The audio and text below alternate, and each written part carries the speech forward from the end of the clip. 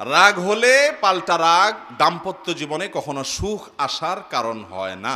দাম্পত্য জীবনে স্বামী হোক আর স্ত্রী হোক, ধৈর্য ধারণ করতে না পারলে কখনো শান্তি পাওয়া যায়, ধৈর্য ধারণ করতে হয়।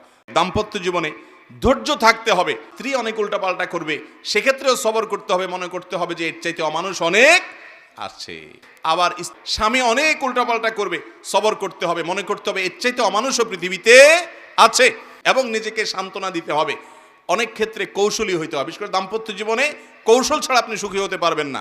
আশরাফ আলী থানভী রহমতুল্লাহ আলাইহি একটা ঘটনা বলেছেন সম্ভবত একবার, যে ওনার কাছে এক ব্যক্তি এসে বলল, হুজুর আমার বাসায় যে মহিলা আছে, আমার স্ত্রী, এই ভদ্র মহিলা আমি বাহির থেকে গেলেই কোনো কারণ ছাড়া অযথাই আমার উপরে সে চড়াও হয় এবং খুব বাজে ব্যবহার করতে থাকে। আমি আপনার ওয়াজটা শুনে একটু সবর করার চেষ্টা করি, কিন্তু কত পারা যায়, পারি না। আপনি একটু আমাকে বুঝায় বলেন তো আমি কি করতে পারি।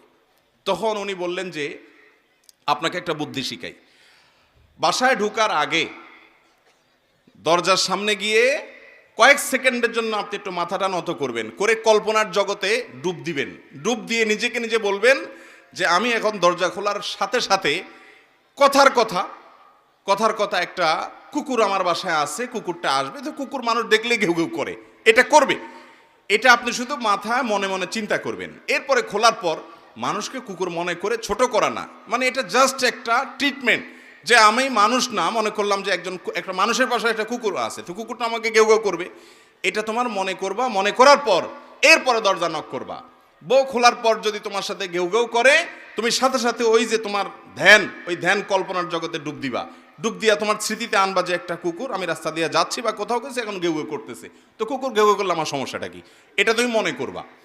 তো স্বামী বাসায় গেছে, যা দরজা খুলছে, দরজা নক করার আগে ওইরকম কল্পনা করছে, স্ত্রী দরজা খুলছে, যথারীতি জামা কাপড় খোলার পর শুরু হয়ে গেছে বিশ্বযুদ্ধ, ঠুসঠুস শুরু হয়ে গেছে।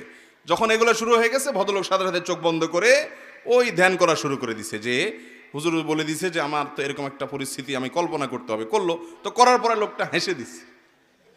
বউ চিন্তা করলে ব্যাপার কি, প্রতিদিন হামলা পাল্টা হামলা হয়, গোলা বারুদ এখান থেকে গেলে ওখান থেকেও কিছু আসে, আজকে দেখি এটা মিটমিট করে হাসে, কাহিনী কি? স্ত্রীর তো মেজাজ আরো গরম হয়ে গেছে, সে যত গরম হয় এ দেখে আরো বেশি হাসে।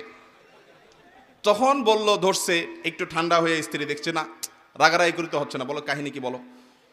স্বামী তো বলে না, একটা পর্যায়ে বলে দিছে যে আসলে হুজুর আমাকে এটা শিখাই দিছে, এরপর থেকে আমার কাছে তোমার সব রাগ ঝাগ বকা ঝকা এগুলো সব আমার কাছে একেবারে পান্তাবাদের পানি মনে হয়, আমার বরং আরো হাসি আসে।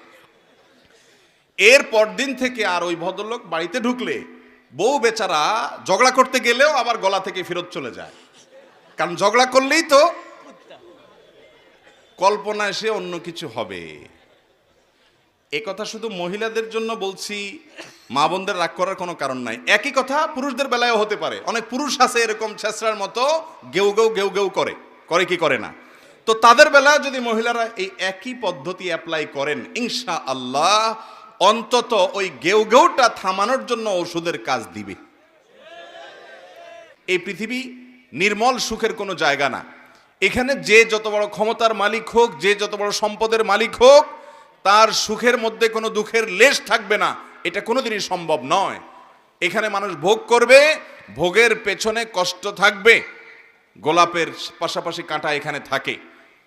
অতএব এই দুনিয়ার জীবনে নির্মল সুখ নাই। এরপরও আল্লাহ তাআলা সুখ বলতে কিছু যদি মানুষকে দেন, শুধু সুখ নয়, দুঃখ যেটা মানুষের জীবনকে শেষ করে দিতে পারে, সেটা যদি মানুষের জীবনে হয় দাম্পত্য জীবনে।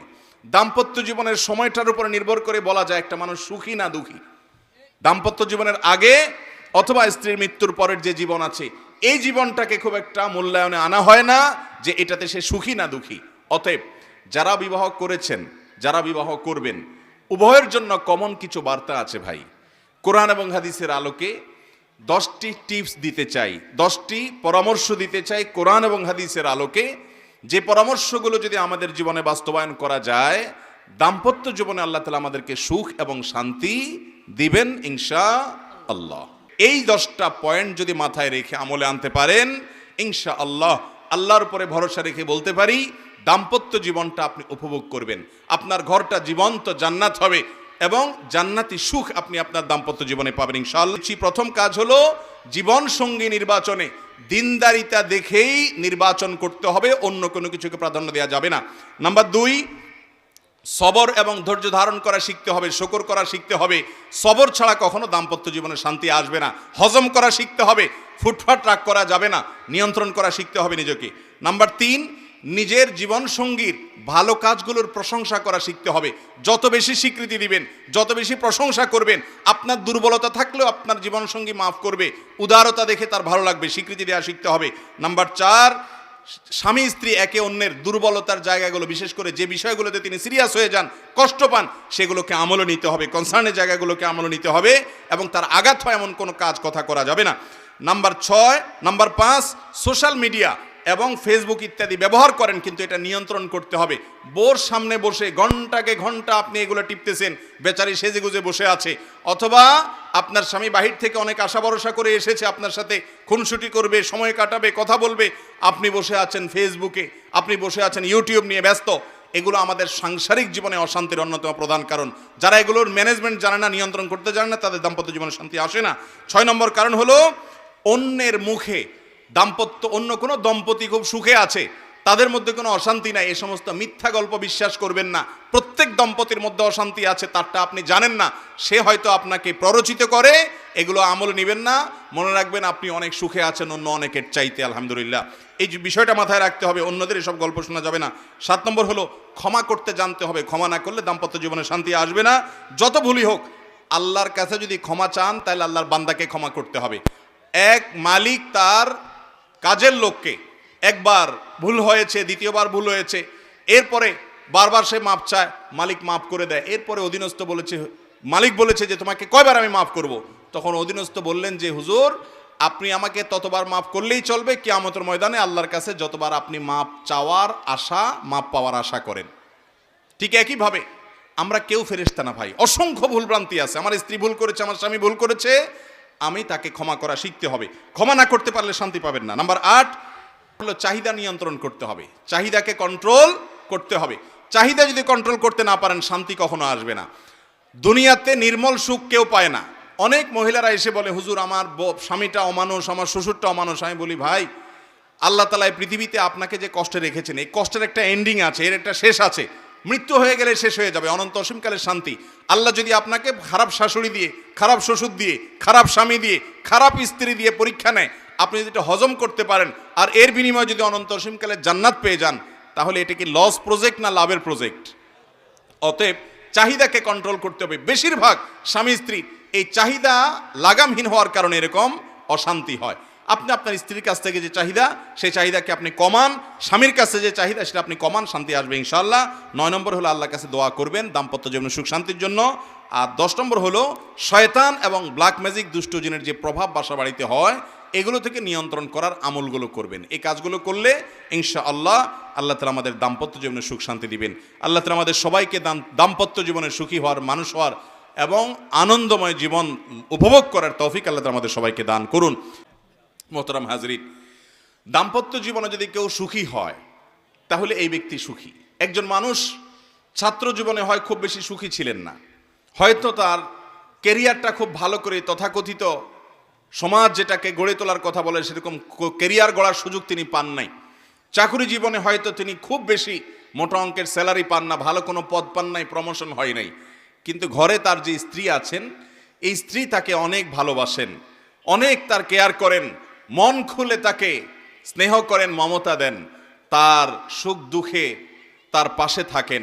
আবার একইভাবে একজন স্ত্রী, তার জীবনে হয়তো অনেক অপ্রাপ্তি আছে। কত মেয়ে আমাদের এই সমাজে আছে যে বাবা দ্বারায়, মা দ্বারায় অবহেলিত, ভাই বোন দ্বারায় অত্যাচারিত, নানা দিক থেকে সে কষ্টে আছে, কিন্তু তার স্বামীটা তাকে কেয়ার করে, মহব্বত করে, ভালোবাসে, স্নেহ করে, তার যত্ন নেয়। এই মহিলার সমস্ত দুঃখ দূর হয়ে যায়। ঠিক না ঠিক? তার বেঁচে থাকার একমাত্র অবলম্বন তার জীবন সঙ্গী। অতএব নবী করিম সাল্লাল্লাহু আলাইহি সাল্লাম যে বলেছেন, আদ-দুনিয়া কুল্লুহা মাতা ওয়া খায়রুল মাতা'আদ দুনিয়া আল মারআতুস সালিহা, উত্তম জীবন সঙ্গিনী দুনিয়াতে যত মানুষের আনন্দের মাধ্যম হতে পারে, সুখের উপকরণ হতে পারে, এর মধ্যে সবচেয়ে বড় সুখের উপকরণ, আনন্দের মাধ্যম হলো, তৃপ্তির জায়গা হলো একজন ভালো জীবন সঙ্গিনী। একই কথা মহিলাদের জন্য প্রযোজ্য। তার জীবনের সবচেয়ে বড় প্রাপ্তি হলো একজন ভালো জীবনসঙ্গী পাওয়া, ঠিক না ঠিক? দাম্পত্য জীবনে যদি কেউ দুঃখী থাকে তাহলে তার শিক্ষা জীবনে সে অনেক ভালো করেছে, সবগুলো ক্লাসে সে ফার্স্ট ক্লাস ফার্স্ট হয়েছে, অনেক ভালো রেজাল্ট করেছে, কর্মজীবনে মাশাআল্লাহ অনেক বড় অফিসার হয়েছে, অথবা অনেক বড় ব্যবসায়ী হয়েছেন, সফল উদ্যোক্তা হতে পেরেছেন, অনেক পয়সা কড়ি কামিয়েছেন, সমাজে অনেক সুনাম সুখ্যাতি আছে, কিন্তু বাসায় বিশ্বযুদ্ধ লেগেই থাকে। এই লোকটাকে সমাজ তো পরের কথা, আমরা কোনো মানুষ এমনকি সে নিজেও কখনো নিজেকে সুখী ভাবতে পারে? মোহতারাম হাজরিন, অতএব দুনিয়ার জীবনে যেটুকুন সুখ আছে সেটুকুন সুখ যদি ভোগ করতে চান তাহলে দাম্পত্য জীবনে সুখী হওয়ার পথে আপনাকে হাঁটতে হবে। আল্লাহ তাআলা আমাদের সবাইকে দাম্পত্য জীবনে সুখী হওয়ার তৌফিক দান করুন। যে ব্যক্তি দাম্পত্য জীবনে যত বেশি সুখী সে ব্যক্তি আল্লাহর কাছে তত বড় মুত্তাকি ইনশাআল্লাহ, যদি তার অন্যান্য বিষয়গুলো সব ঠিক থাকে। অতএব আল্লাহ তাআলার কাছে আমরা সবাই সুখী দাম্পত্য জীবন চাই কি চাই না? অতএব এই আমলগুলো আমরা করার চেষ্টা করব। আল্লাহ আমাকে আপনাকে আমাদের সবাইকে আমল করার তৌফিক দান করুন। জাযাকুমুল্লাহ ওয়া আখিরু দাওয়ানা আলহামদুলিল্লাহি রাব্বিল আলামিন।